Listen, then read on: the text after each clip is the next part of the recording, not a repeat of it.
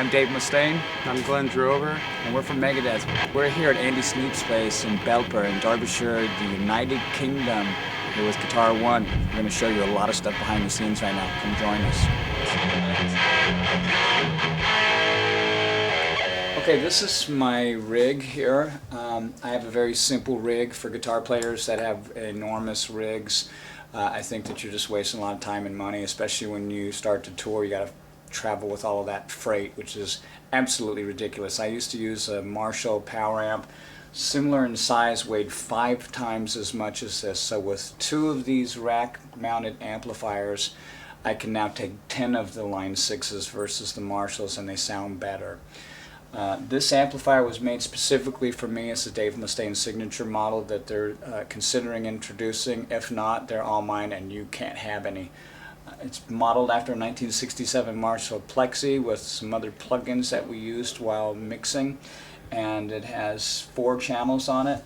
There's a clean channel, a signature channel which sounds exactly like mine, Mega Drive which is similar to mine, and then there's the Plexi sound, which is identical to the sound that we modeled the amp off after. It's also got 4 different EQ adjustments on here, bass, mid, and treble, and then a 4th one here with presence. It's like a parametric equalizer or whatever with the 3 different adjustments there. And then I modeled the presence knob on there after the Marshalls. And it's got a reverb knob and then effects that are in it too. I use the amp with just half of it as a power amp. For a semi-professional musician that can't afford to have a processor after the amp, it also has signal processing in here. It has delay, flanger, chorus, and tremolo, and I modeled all of those after my favorite effects, which would be Eddie Van Halen's phaser sound, Alex Lifeson's flanger sound, some really classic chorus and delay sounds, and then obviously the tremolo would be going back to a lot of the classical Beatles sounds. In fact, so much so am I enamored with signature sounds of the superstars. The clean sound in here is exactly like the guitar in Breathe by Pink Floyd. You can bypass the effects, like I said, and run out of the back, which we'll show you in a second. But for me, the other thing that really makes the amp unique is being able to get right into the front of it and tap your tempo out for the delay, and you've also got a gate on here. Now, my Prophecy is a Rocktron component. I endorse Rocktron products, and this is basically everything that is all of the processing on my rig. I use delay, a little bit of phaser. I use a spillover effect on that, lead boost, and I have my rhythm sound. The way that the waveform is shaped on there, it's the presets are already preloaded into Rocktron Prophecies. If a guitar player is going to purchase this, they're going to get my exact presets in here. Although it won't sound exactly the same unless you use this amp for the sound that's on United Abominations. The other components that are part of my rack, I also endorse Monster Cable, which is my power conditioner up here from Monster, and this regulates my power a lot of times when we're traveling internationally, going from 110 in America to 220 over in the British Isles and the United Kingdom, some of the places in Europe and the Pacific Rim and South America too. Their voltage regulation is really questionable at best. So this keeps my voltage, if you can look right now, it's oscillating between, or actually vacillating between 115 and 116, and that's better to have more power than less. It puts a limit on how high it goes up, but it certainly it makes sure it doesn't drop low.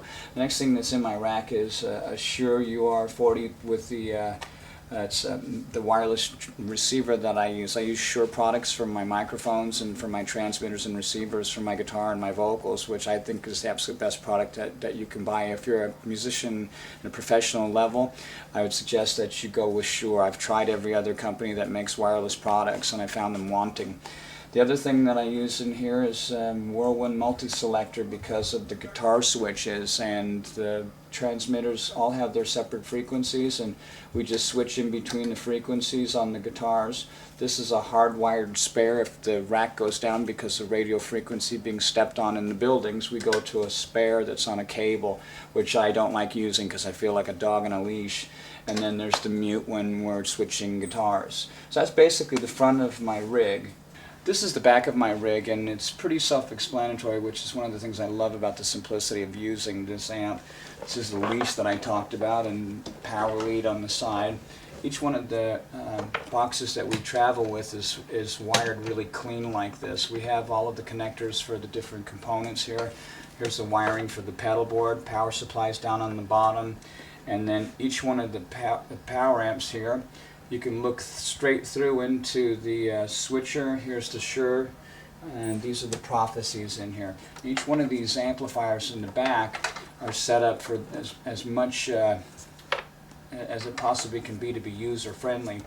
On the back, like I was saying before about the effects loop, most players would want to use the effects in here, and I bypass those and go straight into the prophecy. You would come out of here and then go into the prophecy and then return. It also has XLR outputs, and we have an effect trim on here. We also have a ground lift, and there's nothing worse than being someplace and you've got a ground problem and you plug in your amp and it's and you got to look around for one of those stupid little ground lifts. So this has it built in. We also have the typical 4 outputs on the back. We've got the impedance selector, headphone output, and then a really cool with all the MIDI interfacing and the pedal switching here. The pedal board is real simple to use. It's not really complicated. I used to have a pedal board by a company I don't want to say anything bad about, but it's just ridiculously complicated to use, and the guy would paint the circuitry on the inside of it, so if you had any problems and you needed to get it repaired, you're basically out of luck. I had a problem in South America, tried contacting the guy, didn't get any cooperation from him, and I left him. I think it's really important to have companies that work with you, especially in a professional level. This is, for me, one of the easiest amplifiers I've ever had. Basically plug it in and it rocks.